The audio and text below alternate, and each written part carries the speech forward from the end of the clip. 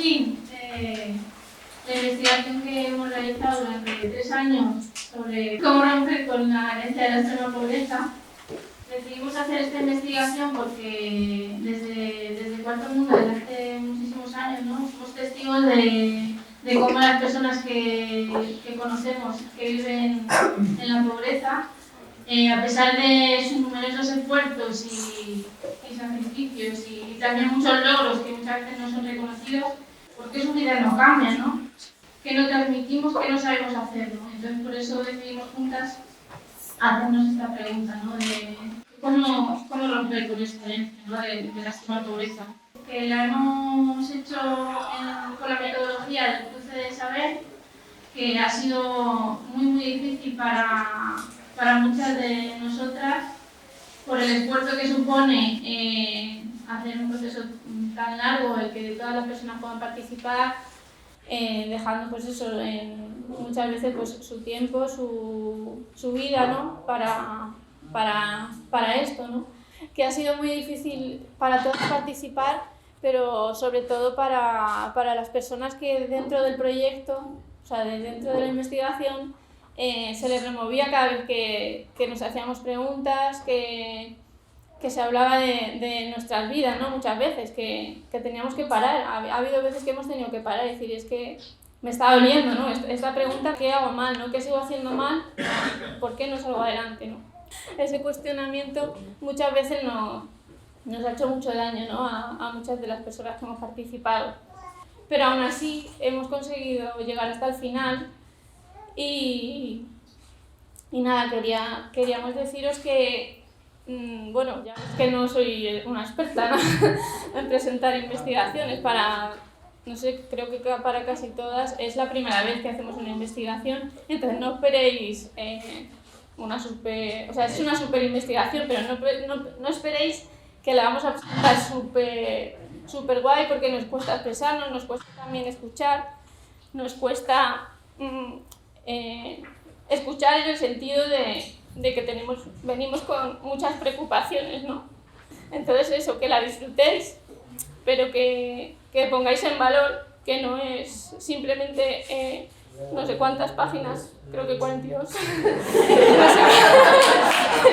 no sé cuántas páginas de trabajo, que no os quedéis solo con a lo mejor eso, sino que es que hay tantísimo trabajo para llegar hasta aquí que lo valoréis y lo pongáis en valor, ¿vale?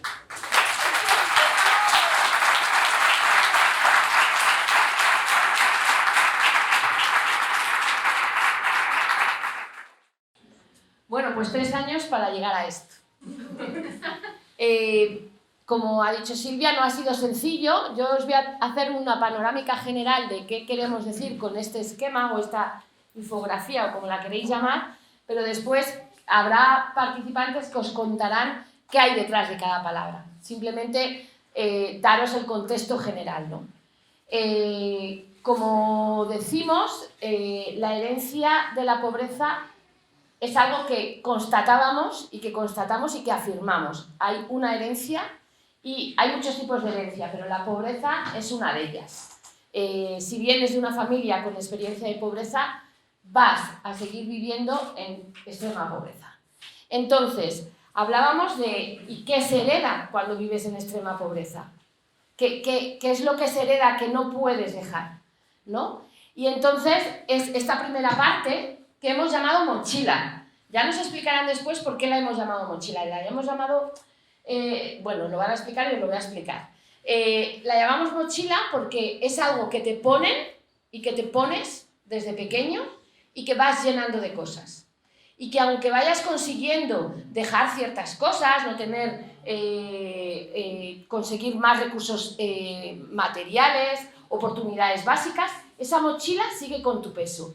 Y aunque en un momento dado creas que ya lo has logrado, de repente en cualquier situación la mochila vuelve a recordarte que tienes un peso a la espalda y que no vas a poder quitártela, ¿no? Entonces, esta primera parte es todo lo que las personas, o que nosotros decimos, las personas que viven y que tienen experiencia de extrema pobreza tienen. Tienen culpabilidad de lo que viven, tienen vergüenza, tienen unas redes de supervivencia. Cuando en el resto de la sociedad hablamos de redes de apoyo mutuo, ellos tienen redes de supervivencia, tienen un autoconcepto, que ya nos dirán cuál es, y tienen una pertenencia e identidad, ¿vale? Eso es algo que cuando alguien que vive o que tiene experiencia de pobreza tiene hijos e hijas, de repente le enseña eso y le da eso en herencia. Y por mucho que intenten no dejárselo, descubrimos en esta investigación que vuelve una y otra vez, ¿de acuerdo? Entonces esta era como la base. Y entonces dijimos, bueno, si queremos romper con eso, ¿qué tenemos que hacer? ¿De acuerdo? Y entonces hemos estado a lo largo de 3 años pensando que hay una responsabilidad, hay diferentes niveles de responsabilidad. Que hay cosas que solo pueden trabajarse las personas que viven en situación y tienen experiencia de extrema pobreza. Ninguna persona que no la haya vivido o que no tenga esta experiencia puede trabajarse esos conceptos, que os los van a explicar después. Que es la fuga, la dignidad como escudo y la resistencia, supervivencia. Toda esta parte es algo que si queremos romper con la extrema pobreza, aquellas personas con experiencia tienen que trabajar. Tienen que trabajar en sus familias, tienen que trabajar a nivel personal, en su comunidad, tenemos que ser capaces de nombrarlo y de cambiarlo, de romper con eso. Y luego decíamos, claro, pero esta herencia de la extrema pobreza no solo viene porque vienes de una familia muy pobre, sino que el resto de las personas que vivimos en sociedad también perpetuamos esa herencia. ¿Qué es lo que estamos haciendo? O hemos analizado qué es lo que estábamos haciendo, pero sobre todo nos hemos centrado en y qué tenemos que hacer para romper con esta herencia. Y es toda esta parte que es transmitir y transformar espacios. Yo solo lo nombro, luego os lo van a contar, ¿vale? Dimensiones de pobreza, ¿qué quiere decir la dimensión de la pobreza? Y los prejuicios. Esas 3 partes nos corresponden a las personas que no tenemos una experiencia de pobreza, impulsar para que se hagan, impulsar para trabajar esos conceptos que os van a contar para poder cambiar las cosas. Y luego decíamos, vale, y juntos hay un problema sistémico, hay un problema de sociedad, que también socialmente reproduce y perpetúa la herencia de la extrema pobreza. Y es toda la parte central, que es el espejismo del esfuerzo y los privilegios, toda la familia, todas las familias y la retroalimentación de lo negativo. Lo que hemos descubierto es que no es que haya, no sabemos cómo hacer para que todo se trabaje al mismo tiempo, pero que si al menos una de estas se trabaja, pone en marcha al resto. Es decir, si tú ya te pones en modo lucha y empiezas a trabajarte los prejuicios, harás fuerza para que toda esta parte central se mueva. Y lo que veíamos, que lo hemos querido representar así, es, bueno, si la parte de las personas con experiencia de pobreza y la parte de aquellos que no tenemos experiencia de pobreza nos ponemos a luchar, a luchar contra esta herencia y a poner en marcha mecanismos que funcionen, entre los dos haremos una presión al sistema del centro para que las cosas cambien, ¿de acuerdo? Y llegábamos a... esto lo hemos debatido muchísimo, ¿vale? Hasta llegar a un acuerdo, hasta entender bien qué había detrás de cada palabra, por qué lo decíamos, de dónde venía y demás. Y luego, en un momento dado, toda la parte de las... vimos claro que había que luchar y que hay que luchar contra esta herencia y que eso nos correspondía un poco a todas, ¿no? Pero que la lucha siempre es con otras, que también nos lo van a explicar cuando expliquen las palabras. Luchar siempre se refiere a estar junto a otra persona con un objetivo común. Si luchas solo, lo que decíamos es, lo que se ha descubierto es que estás sobreviviendo. No estás en lucha, estás sobreviviendo. Que para luchar tiene que ser algo conjunto. Y que para crear esa lucha y que esa lucha sea efectiva, también hay que crear alianzas. Pero alianzas de verdad, es decir, bueno, todas son de verdad, no puedo decir que no son de verdad, pero alianzas bien reflexionadas. ¿Qué tipo de alianzas necesitamos? ¿Qué personas tienen que estar en esta lucha? ¿Cómo vamos a dialogar con ese tipo, esas personas que son tan diferentes, profesionales, políticos, el mundo académico? Todas esas personas son alianzas, pero con cada una de ellas habrá que crear una alianza particular, porque vienen de un mundo muy específico. Y luego, algo que hemos nombrado, pero que tenemos que ser humildes, no hemos logrado decir, va, lo tenemos todo claro. Ya sabemos cómo romper con la herencia de la extrema pobreza. Nos gustaría, pero no lo hemos conseguido. Pero hemos visto que hay como 3 claves que hay que trabajar a nivel individual para ver qué quiere decir cada una de esas claves. ¿Y qué quiere decir desde la posición que tenemos en esta sociedad? ¿Cómo la entendemos? ¿Qué ponemos detrás de esa palabra? Una es la participación. ¿Qué quiere decir participar? ¿A qué llamamos participar? Pero sabemos que si se da la participación, se acabará o se romperá con la herencia de la extrema pobreza. Bueno, lo sabemos, lo intuimos, ¿vale? María Ángeles dice que sí. Otra de las cosas es trabajarnos la acogida y el reconocimiento. No voy a entrar en ellas porque os las van a contar. Y la última, que sabemos que acabaría con esta herencia, son las oportunidades básicas, pero siempre, a lo largo de toda la investigación, las personas con experiencia de pobreza nos han dicho que sí, que las oportunidades básicas, pero no solo materiales. Dice, cada vez que habláis de oportunidades básicas, creéis que es lo material. Y nosotros tenemos que entender, por eso digo que no hemos llegado más allá, tendríamos que profundizar y trabajar juntas qué quiere decir eso de las oportunidades básicas no solo materiales.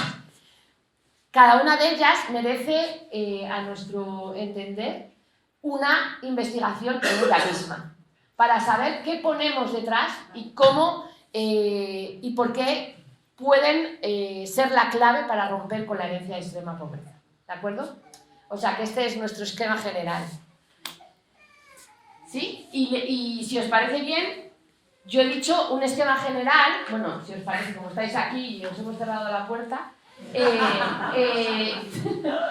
vamos a dar paso ahora a cada una de las personas para que os expliquen un poco más qué hay detrás y qué hay dentro de cada palabra.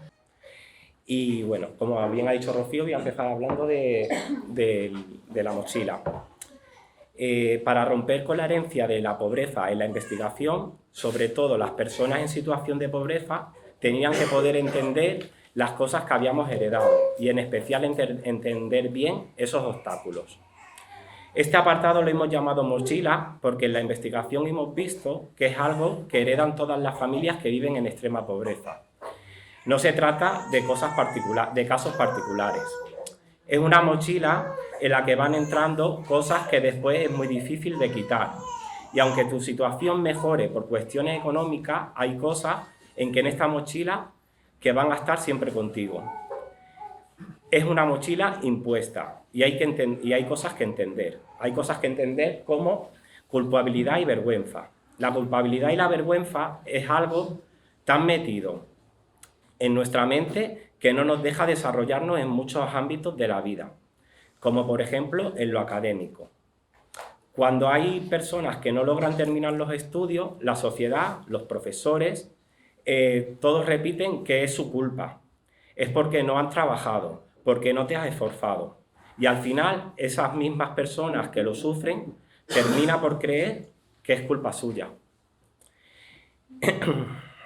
Incluso en las casas que no se logran cubrir las necesidades básicas, la sociedad les dice que es su culpa.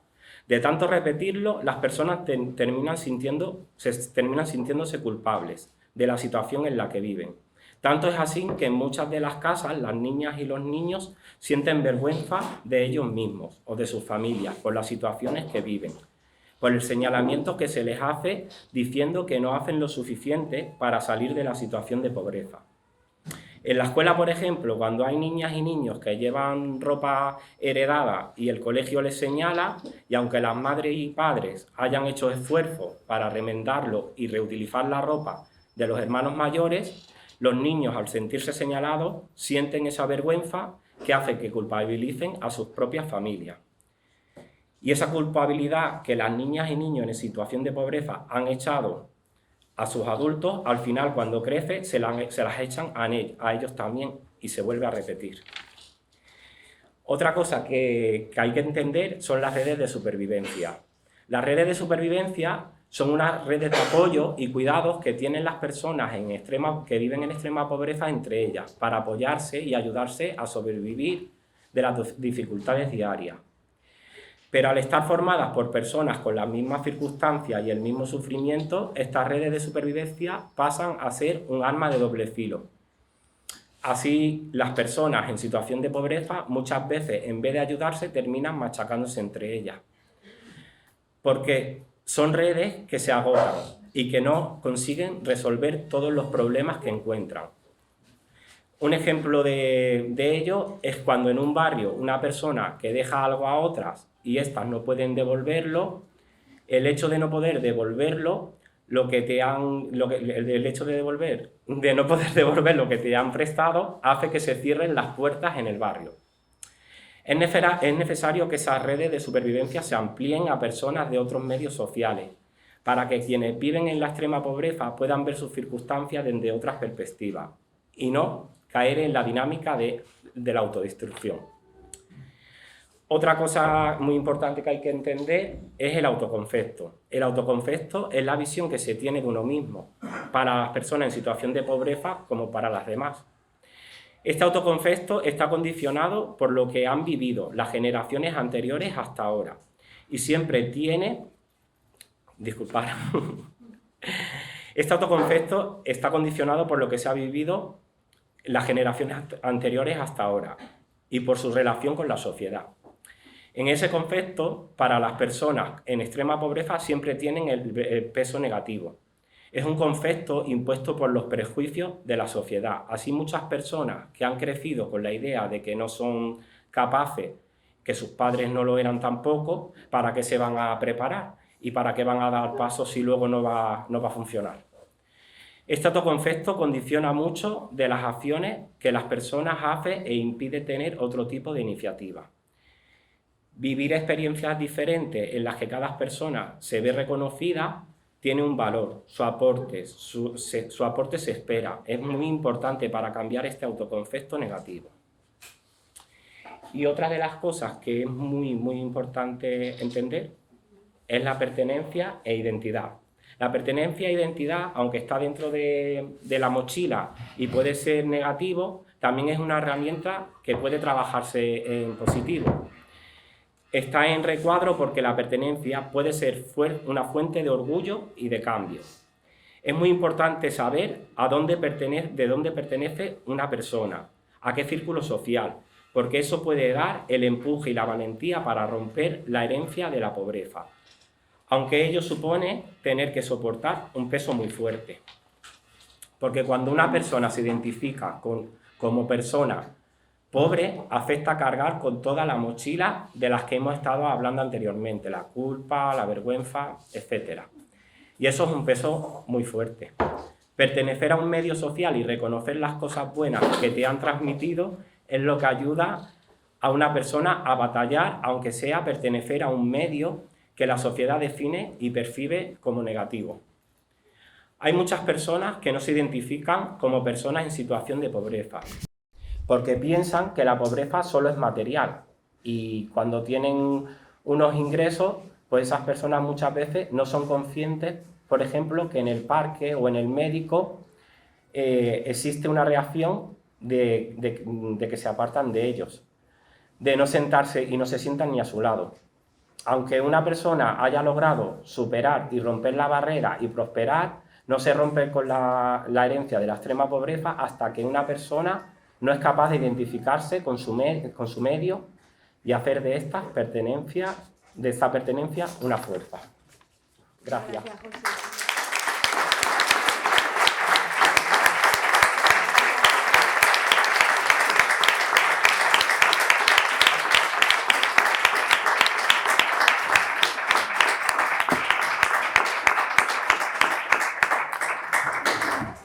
Muy bien, José. Gracias, José. Si os parece, vamos a pasar a la parte del medio, que llamamos engranajes de reproducción y de cambio.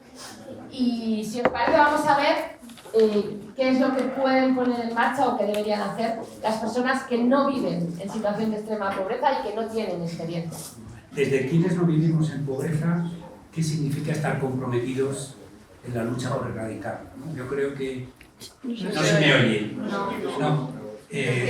Más alto. Yo creo que en esta sesión estamos personas que no vivimos situación de pobreza y personas que viven esa situación de pobreza. Y nos planteábamos qué significa estar comprometido en esa lucha por erradicarla. Y yo creo que es importante plantearnos en la vida cotidiana qué es lo que podemos hacer las personas que no vivimos esa situación de pobreza. Más allá, evidentemente, de plantearnos las cuestiones de carácter general, estructural, pero en ese día a día, ¿qué está en nuestras manos? ¿No? Yo tengo que decir que mi participación en esta investigación ha supuesto un encuentro con personas, no con pobres, en absoluto, que viven situaciones de pobreza, vidas llenas de matices y contradicciones, como las de todas nosotras y nosotros. Y es difícil transmitir, el vídeo lo intentaba, ¿no? Transmitir un poco lo que han sido estos casi 3 años de encuentros, de cada 3 meses irnos de retiro, viernes, sábado y domingo, y comer juntos. No nos encontrábamos con personas pobres, sino con personas como nosotros muy ricas de forma de vivir. El tema de los prejuicios, ¿no? He seleccionado 2 frases, entre otras, de personas con experiencia de pobreza para el tema de los prejuicios. Una de ellas decían: hay familias que apartan a sus niños de 1 año para que no jueguen con él. Da igual que yo intente que mis hijas tengan la autoestima bien, se la destrozan cuando llegan al colegio. Hay que decir que permanentemente surgía la idea de la importancia que tiene el colegio para las personas que viven situación de pobreza.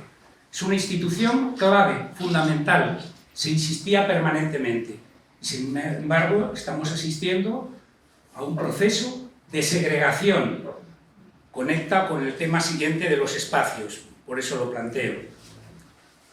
Los prejuicios transmiten una imagen limitada, centrada en las carencias y no en las potencialidades, que es lo que hemos descubierto juntos unos de otros, que nos impide entender su experiencia vital en toda su amplitud. Los prejuicios, esto me parece importante, pasan de una generación a otra, pero también para aquellos que tienen los prejuicios, no solamente para aquellos que los sufren. Niños y niñas crecen recibiendo mensajes de con quién deben o no juntarse. Ideas que van quedando: apartarse, no juntarse. Los prejuicios no solo están en las personas individuales, se planteó como una cuestión que me parece importante. Están en las instituciones. Ordenan y organizan las instituciones. Se defienden las instituciones de las personas en situación de pobreza. Se bunkerizan. Se apuntaron los riesgos que conllevan las nuevas herramientas de intervención social. La historia única, con sus predicciones de comportamientos futuros. No estamos hablando de ciencia ficción, es algo que está ya en la realidad. Con frecuencia buscamos únicamente explicaciones de carácter cognitivo, racional, a la existencia de prejuicios.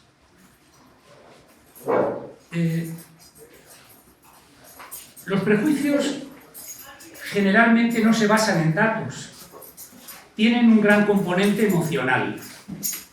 Se sustentan sobre sentimientos, emociones que nos impregnan. Las diferentes actitudes de rechazo que se generan tienen un carácter esencialmente emotivo. Una predisposición cuyas raíces pueden ser conjuntamente familiares. En la familia se transmiten ya esos prejuicios sociales, culturales, igual que lo contrario, los argumentos que uno elige para justificar la posición de cada uno frente a los demás y sobre todo frente a sí mismo, muchas veces llega después. Yo os animo a reflexionar, yo sé que tal vez no con estas palabras, que a veces esto de la academia nos hace alejarnos en la reflexión, pero yo creo que es importante pensar la base emotiva que tiene y cómo además estamos, esto es como lo de Ortega y Gasset, ¿no? Las creencias, estamos en ellos, en los prejuicios, y no somos conscientes. Yo creo que eso es importante. Ese era uno de los temas que me tocaba a mí intentar explicar. Luego el tema de la transformación de espacios. Fijaros, una militante del Cuarto Mundo decía, no se trata de crear nuevos espacios, sino que los que hay sean espacios donde todos participemos y donde todos y todas consideremos que es nuestro espacio. Yo creo que en estos momentos es un asunto fundamental. Hay una tendencia a generar espacios diferentes en función de sectores de población, problemáticas, en vez de compartir los espacios, en vez de ver cómo esos espacios son espacios de justicia social y no espacios de injusticia social.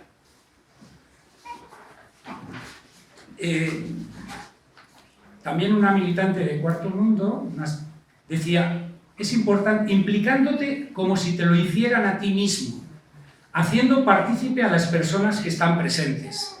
En este mismo sentido, alguien de la academia que se dice aquí, decía, cuesta comunicar y llamar a las cosas por su nombre, ponerte en pie en un sitio y decir cómo ves las cosas. Miras hacia otro lado porque existe una cierta vergüenza y responsabilidad incumplida de la cual eres consciente. La herencia de la pobreza se actualiza en los espacios comunes, donde interactuamos a diario. Para luchar contra esta herencia de la pobreza implica tomar partido, ponerse al lado de las personas en situación de pobreza.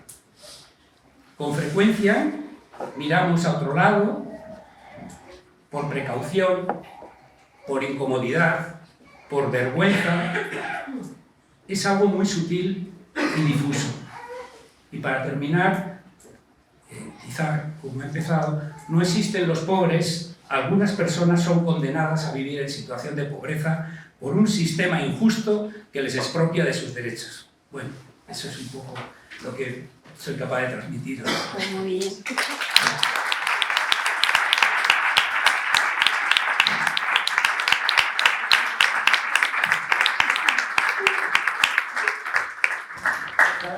Gracias, Luis.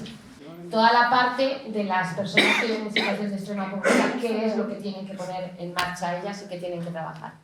Para romper con la herencia de la extrema pobreza, todas las personas tenemos la responsabilidad de cambiar actitudes y formas de hacer para poder lograrlo. Hay formas de funcionar, mecanismos de la sociedad que afectan de manera especial a las personas en situación de pobreza, y son ellas las que tienen que cambiar su forma de ver y de actuar. Esto es el lado que nos toca a nosotros de trabajarnos, y os voy a explicar las palabras que vienen aquí de resistencia y supervivencia. Las personas en situación de pobreza pasan parte de su vida haciendo esfuerzos por luchar. De hecho, creen que ya están luchando por cambiar su situación cuando en realidad están poniendo todas sus fuerzas en sobrevivir. Resistimos el día a día y en realidad no podemos salir. Resistimos el día a día y en realidad no podemos salir de nuestros problemas, aunque hagamos enormes esfuerzos por cambiar lo que nos pasa. Antes de antes de participar en el cruce, pensábamos que estábamos en modo lucha, pero nos hemos dado cuenta de que para poder luchar tenemos que estar con otros de forma positiva. Si somos capaces de hacer que las personas en pobreza se unan con otras personas en una lucha, todas podrán salir de los problemas, podrán salir de esa situación de resistencia cotidiana y unirse a una lucha para que su situación mejore. Ahora os voy a explicar la otra palabra, que es dignidad como escudo. La dignidad la tenemos todas las personas, pero nosotras, como personas en situación de pobreza, tenemos que utilizar el recurso de nuestra dignidad ante los ataques de los demás. Las personas en situación de pobreza tenemos que utilizar la dignidad para protegernos. Muchas veces las personas en situación de pobreza, porque se sienten mal, porque no se pueden expresar en su relación con otras personas, tienen que utilizar la dignidad como un escudo, como defensa a las agresiones que han sufrido. Cada vez que tienes que utilizar la dignidad para protegerte, esta se debilita, al mismo tiempo que se debilita el concepto que tienen de ellos mismos. La dignidad es algo aprendido, que se construye con nuestras experiencias. Lo importante es poder vivir procesos y momentos en los que se refuerce la dignidad de cada persona, en especial de las que viven situaciones de pobreza. Espero que lo hayáis entendido. Voy a contaros la otra, que es un poco más difícil, la de la fuga. La fuga. Las personas en situación de pobreza tienen experiencia de que las cosas van mal, de que no se les está tratando bien, de que la situación no mejora cuando tratan con otros. Desde la posición del sufrimiento, romper con la situación e intentar hacer las cosas para que vaya bien, creyendo, tener esperanza de que no se repita, de que no sea como antes, pero no es esperanza. En realidad lo que están haciendo es huir de una situación negativa. Esta huida, este cambio desde el malestar, no deja que en el fondo se piense bien las estrategias. La fuga es un salto hacia adelante porque se espera que las cosas cambien y porque se cree que no se puede parar. Huir no te permite analizar y aprender el fracaso, no permite buscar estrategias nuevas que funcionen. Es un mecanismo aprendido desde la pobreza, de generación en generación. ¿Cómo es imposible cambiar el sistema que tenemos de huir? Gracias.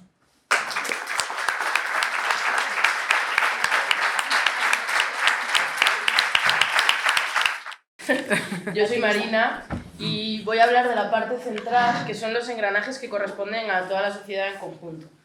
El primero es, bueno, voy a empezar un poco en mi orden. El primero es el de abajo, la retroalimentación de lo negativo. Yo también estoy nerviosa y también voy a leer, como José, así guardo bien las palabras de todo el mundo. La retroalimentación de lo negativo centra la atención exclusivamente en el problema, haciendo no solo que no se resuelva, sino que se multiplique. Esto genera una reacción en cadena de cosas cada vez más negativas frente a la propia persona o la situación, sin analizar el origen de todo ello. En el cruce analizamos el caso de la situación de un niño en el cole y decía justamente el grupo de activistas, del que yo formo parte, la retroalimentación de lo negativo es un círculo de circunstancias y de situaciones donde todo es negativo, donde no sabemos dónde empieza, si empieza por un castigo justificado o no, pero eso hace que el niño tenga un comportamiento negativo en el cole, que a su vez implica que le van a volver a castigar, que a su vez implica una nueva acción negativa y que acabe incluso siendo expulsado. Es una secuencia donde todo es negativo y no hay ninguna salida. Esta retroalimentación de lo negativo señala a las personas como un problema, afectando la manera en la que se ven a sí mismas, pero también en cómo la percibimos los demás. Esto supone una forma de maltrato social que genera cada vez más aislamiento y exclusión. Esta dinámica también se da dentro de las propias redes de supervivencia de quienes viven en extrema pobreza, que nos hablaba antes José. Se da porque estas redes se saturan, porque intentan dar respuesta a necesidades constantes y por el aislamiento que sufren. Los problemas se acumulan, generan otros nuevos y en vez de ayudar se crea más negatividad, lo que impide avanzar. Nos decía una persona del grupo de las militantes: vas con la buena intención de ayudar y no lo estás haciendo bien, no estás ayudando, estás siendo negativo también. Te crees que vas con todo el corazón y no puedes hacerlo mal. La negatividad te arrastra, si te implicas te va arrastrando, entonces ya ves como siempre van siendo cosas negativas y eso se te contagia a ti también, como una cadena de cosas negativas. Ver a quienes viven en pobreza como un problema hace que se les deje fuera de los espacios de desarrollo y transformación, que hablaba antes Luis, aislándolos y dejando de lado sus aportaciones, las cuales son esenciales para acabar con este tipo de dinámicas. El siguiente engranaje, un poco complicado, es el del espejismo del esfuerzo y los privilegios, que tenéis ahí arriba. Socialmente, creemos que el esfuerzo es una de las claves para acabar con una situación de pobreza. Pero esta visión no tiene en cuenta que no todas las personas partimos desde el mismo punto. Hay quienes comienzan ya con mucha desventaja y ven cómo el resto de gente sí cuenta con unas condiciones y unas seguridades que, al no ser compartidas por todas las personas, son privilegios. Esta es densa. Hablar de esfuerzo sin reconocer los privilegios que tiene parte de la sociedad es un espejismo, porque oculta la desigualdad de partida y promueve una visión clasista de la sociedad que presupone que cada grupo social se merece lo que tiene. A las personas con experiencia de pobreza se les exige como si contaran con los mismos medios de partida que el resto. Se marcan unos objetivos para salir de la pobreza en base a este propio espejismo de que con esforzarse ya basta. Y eso hace que no se alcancen unas metas reales. Esto hace también que el esfuerzo se viva como un fracaso personal y una frustración, porque solo sirve para que te vean como un buen o buena pobre, pero no para salir de tu situación. Las militantes nos decían: el esfuerzo es un fracaso personal, porque estás siempre frustrado. Se nos vende que conseguimos las cosas si tú te lo propones, si tú estudias. Pero como no partimos de la misma base, lo consigue quien tiene los privilegios. Es ahí donde nos dimos cuenta que estamos luchando un poco en vano. Ves que no puedes, pero es porque no identificamos los privilegios. Tendríamos que ponerles nombre. Los privilegios son el resultado de una sociedad injusta. Hace falta nombrarlos, entender mejor cuáles son y visibilizarlos. Privilegios son también cuestiones tan básicas para muchas como la alimentación, la vivienda, la seguridad, que solemos nombrar como derechos que todas tenemos. Quienes tienen experiencia de pobreza nos los señalaban como privilegios, porque ellas no tenían el mismo acceso a ellos, mientras que otras los tenemos garantizados de por sí. Nombrarlos como privilegios y no como derechos nos permite señalar la injusticia de que no todas las personas tengan las mismas oportunidades. Las militantes de nuevo nos decían: privilegios son cosas tan sencillas que no tenemos. Son falta de derechos, falta de igualdad, falta de reconocimiento. Hay personas que estamos marcados porque no tenemos bienestar. No pueden exigirnos lo mismo que a una persona que tiene un bienestar, porque no partimos de la misma base. El siguiente apartado es el de toda la familia, que está ahí en el medio. La experiencia de la familia para las personas que viven en pobreza tiene dos caras. Por un lado, puedes sentir que es el espacio principal donde uno puede sobrevivir siendo uno mismo. Por otro lado, reciben las personas con experiencia de pobreza constantemente por parte de la sociedad y las instituciones el mensaje de que para escapar de la pobreza tienen que romper con su familia y dejar atrás lo que les atrapa. Para aquellos que consiguen avanzar y mejorar su situación de manera individual, los problemas de sus círculos cercanos siempre les siguen afectando un montón. Es importante conseguir alcanzar un equilibrio entre el cuidado de estos vínculos que nos sostienen y a su vez que cada persona pueda encontrar su propio camino. Para conseguirlo, hace falta que cada persona de la familia se implique y aporte para avanzar personal y colectivamente. Una persona del grupo de militantes nos decía: yo no puedo avanzar y romper con la herencia de la extrema pobreza si tengo una familia atrás. Hay que trabajar en colectivo y avanzar en eso. Y por último, hablamos de todas las familias. Decimos todas las familias porque todas están involucradas en el proceso que hace que la pobreza se herede, no solo las que la sufren. El resto de la sociedad juega un papel fundamental para que esa herencia se perpetúe, pero también para que se pueda romper con ella. Las militantes de nuevo nos decían: aunque piensen que a ellos no les afecta porque no lo han vivido, realmente sí les afecta porque es un problema social, es un problema que afecta a toda la sociedad. Hay que mirar la responsabilidad que tienen en ese aspecto las personas que no lo han vivido. Estas personas que no lo hemos vivido, por un lado, tenemos de manera heredada unos prejuicios, como ya hemos hablado antes, que condicionan nuestra mirada sobre las personas en pobreza, facilitando que ésta se reproduzca. Pero por otro lado, heredamos también herramientas y un reconocimiento social que son ambas cosas necesarias para poder romper con esta dinámica. Todas las familias, y por supuesto cada uno de los miembros de ellas, deben concienciarse, compartir sus conocimientos y contribuir a la lucha común. Este es un paso clave para acabar con el estigma, la culpabilidad y el sufrimiento que conlleva la extrema pobreza. Y para acabar de nuevo, las militantes nos decían: dicen que el problema es de los pobres. No, el problema es de toda la sociedad, pero lo sufrimos solo los pobres.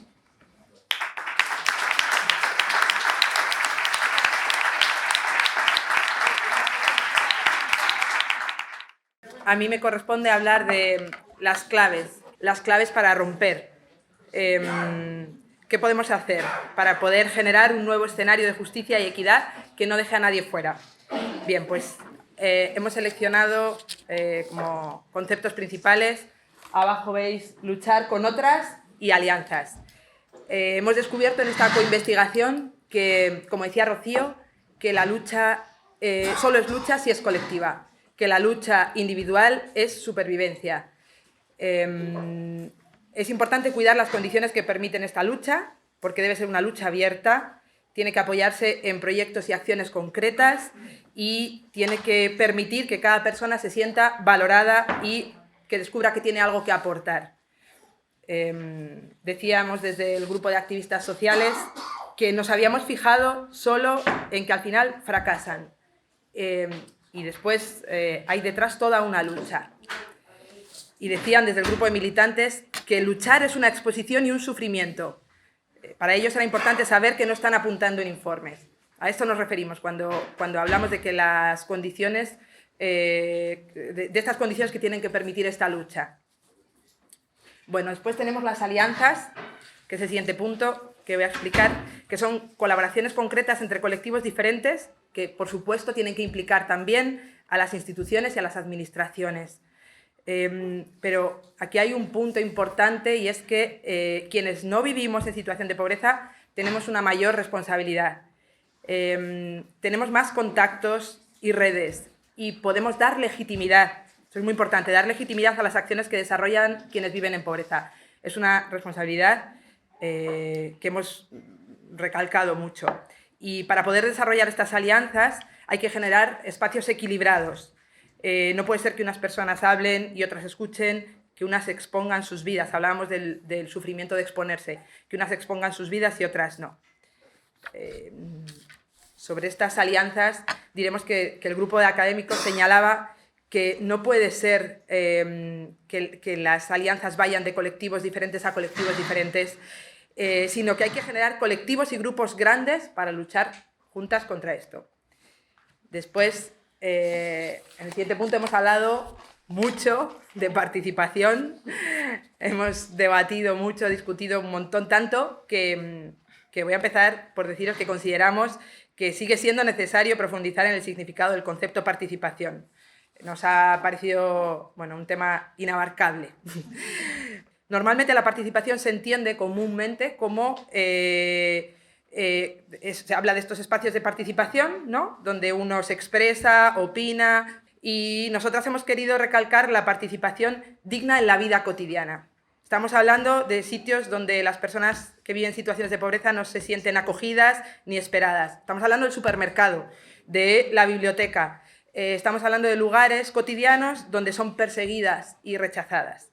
Entonces, se generan aquí redes internas interconceptuales. Por ejemplo, la participación va unida al autoconcepto.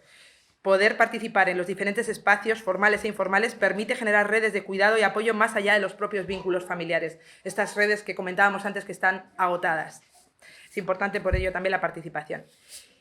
Voy a enredarme un poco más en ella, ya que le hemos dado tanta importancia en este cruce, y hemos hablado de transformar los espacios existentes, que no es necesario tanto generar nuevos espacios, sino ser capaces de transformar los que tenemos, porque han sido creados sin el aporte y el conocimiento de las personas que tienen experiencia de pobreza, porque requieren un esfuerzo activo para poder ir y participar, y porque no suelen adaptarse a ritmos y tiempos de cada persona para que la participación sea real.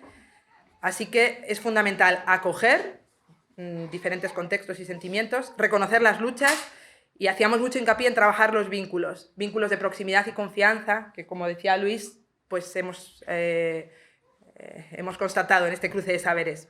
Son condiciones que favorecen esta participación. Sobre la participación, os diré la experiencia de una persona con experiencia de pobreza que decía: tenemos que aprender las reglas del juego al que llaman participar, si no, te quedas fuera sin relaciones sociales. O sea, es un juego al que no han sido invitados.